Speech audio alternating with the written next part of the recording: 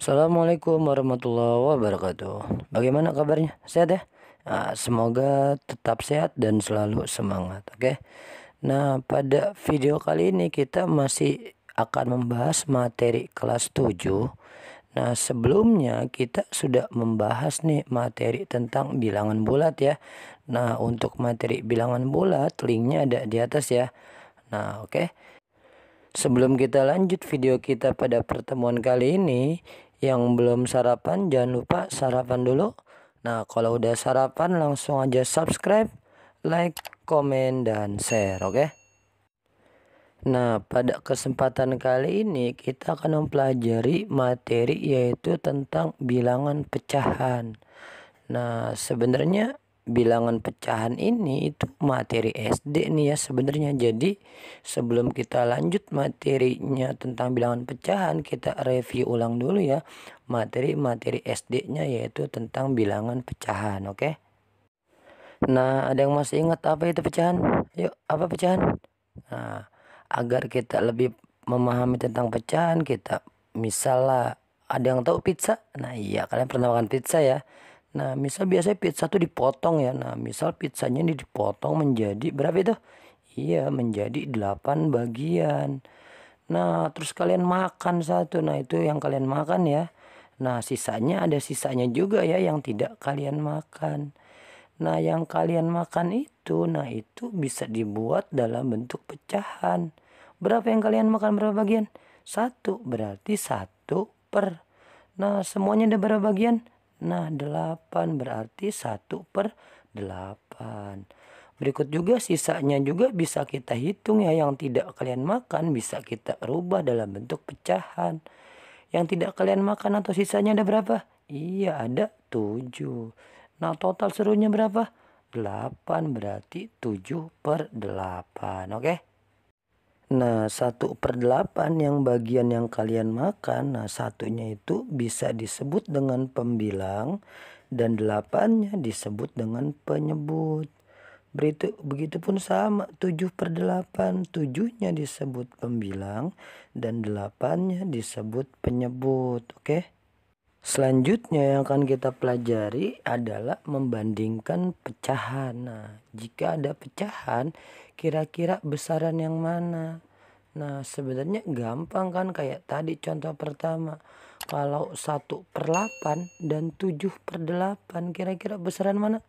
Ya iya, karena sudah sama-sama 8, jadi pasti besaran 7/8. Nah, sekarang kalau beda kira-kira bagaimana? Kalau misalkan ada 5/7 dan 3/4, nah kira-kira besaran mana? Nah iya, caranya kita harus cari KPK ya, itu cara waktu SD ya, harus ingat ya, cara menggunakan KPK.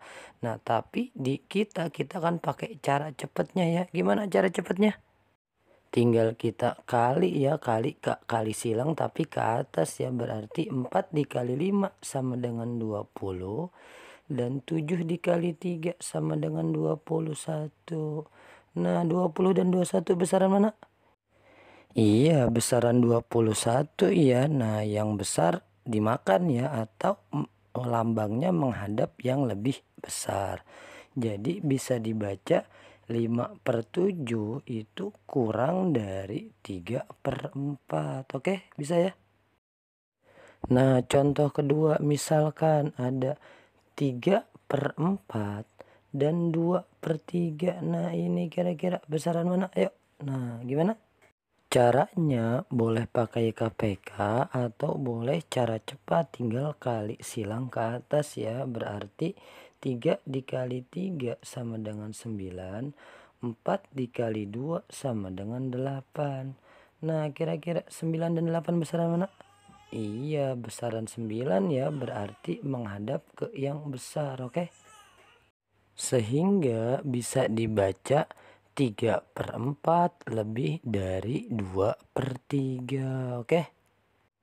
Nah, sekarang contoh berikutnya misalkan ada 3/5 dan 6/10. Nah, kira-kira 3/5 dan 6/10 besaran mana? Sama ya, bisa kita kerjakan pakai KPK atau pakai kali silang ke atas. Nah, pertama 10 dikali 3 berapa? Iya, 30. Berikutnya 5 dikali 6 berapa? Iya, 30 juga. Nah, 30 dan 30 berarti besaran mana? Sama ya, kalau sama berarti lambangnya sama dengan, oke? Jadi kita dapat ya 3/5 itu sama dengan 6/10. Oke, bisa ya?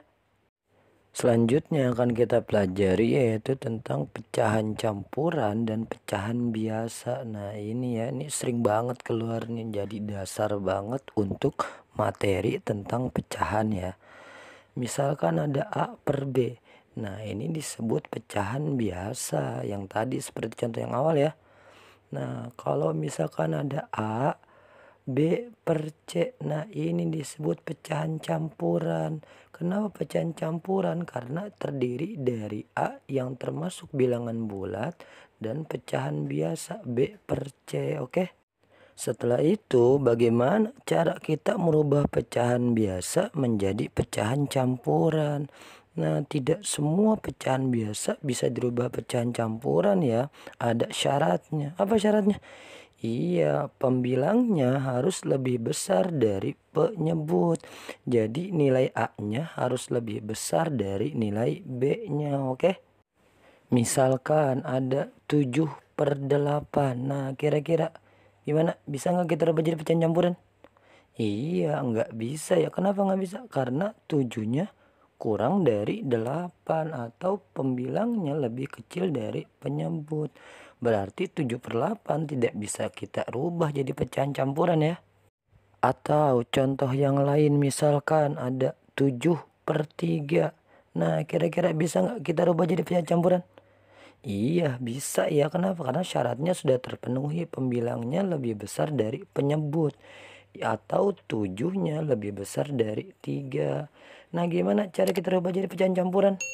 Ya iya, tinggal kita buat pembagian susun seperti biasa saja ya. 7 dibagi dengan 3. Nah 7 bagi 3 berapa? 3 dikali berapa hasilnya mendekati 7? Iya, dikali 2. Kenapa? Karena 2 dikali 3 sama dengan 6. Nah berikutnya 7 kurang 6 berapa? Iya, 1. Nah 2-nya itu disebut hasil pembagian, kita taruh di depan bilangan bulatnya. Sisa pembagian 1 kita taruh di atas, kemudian per 3. Nah tetap jadi 7/3 pecahan campurannya berapa? Iya 2, 1/3. Oke bisa ya. Selanjutnya kita coba satu contoh lagi deh ya. Misalkan 17/5. Nah kira-kira bentuk pecahan campurannya seperti apa? Iya, tinggal kita 17 dibagi dengan 5 ya. Nah, 5 kali berapa hasilnya mendekati 17? Iya, dikali 3. Kenapa? Karena 3 dikali 5 sama dengan 15. Nah, berikutnya 17 kurang 15 berapa? Iya, 2. Berarti jawabannya berapa? Iya, hasilnya 3. Sisanya 2/5. Jadi 17/5 pecahan campurannya sama dengan 32/5. Oke bisa ya. Berikutnya kita balik ya. Sekarang dari pecahan campuran kita rubah ke pecahan biasa. Nah kira-kira seperti apa caranya ya? Contohnya misalkan 21/3. Nah kira-kira pecahan biasanya berapa yuk? Iya, tinggal 3 dikali 2. Nah hasilnya ditambah 1. Nah 3 kali 2 berapa? 6. 6 tambah 1 7. Berarti hasilnya tinggal 7/3. Oke sama ya ternyata ya. Berikutnya satu contoh lagi, misalkan 32/5. Nah kira-kira pecahan biasanya berapa yuk? Oh iya sama ya, tinggal 5 dikali 3. Nah hasilnya ditambah 2. Oke. Nah 5 kali 3 berapa? Iya 15. 15 tambah 2 berapa? Iya 17. Berarti 17 per bawahnya berapa? 5. 17/5. Oke. Nah selanjutnya dalam materi bilangan pecahan ini nggak akan lepas dari nanti materi desimal dan persen. Nah, jadi nanti kita harus bisa merubah dari pecahan ke bentuk desimal ke bentuk persen, atau desimal ke bentuk persen ke bentuk pecahan, dan sebaliknya. Oke. Misalkan ada pecahan 3/5. Nah, kira-kira bentuk desimalnya seperti apa? Ayo. Iya, tinggal kita pembagian kurung seperti biasa aja ya. Berarti 3 di dalam dibagi 5. Hati-hati jangan sampai ketukar ya 3 dan 5-nya ya. Nah, berikutnya 3 dibagi 5 berapa? Bisa nggak? Nggak bisa. Kalau nggak bisa kita tambah 0 ya. Nah, kalau bawah tambah 0, atasnya juga dikasih 0, oke? Selanjutnya 30 dibagi 5 berapa? Yuk, 5 dikali berapa hasilnya mendekati 30 atau 30? Iya, 6 ya. Kenapa? Karena 6 dikali 5 sama dengan 30. 30 kurang 30 berapa? Iya, 0. Jadi jawabannya berapa? Iya, 0,6. Berarti 3/5 itu bentuk desimalnya 0,6. Oke.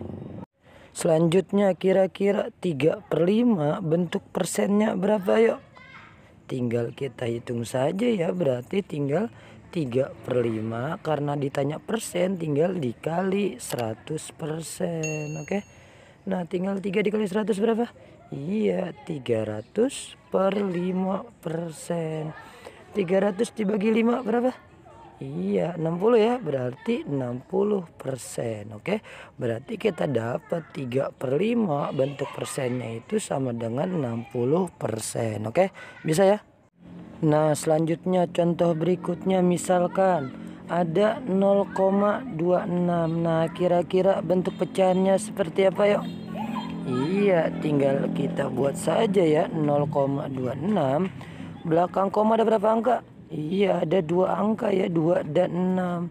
Karena 2 angka berarti tinggal bentuk pecahan, berarti 26/100.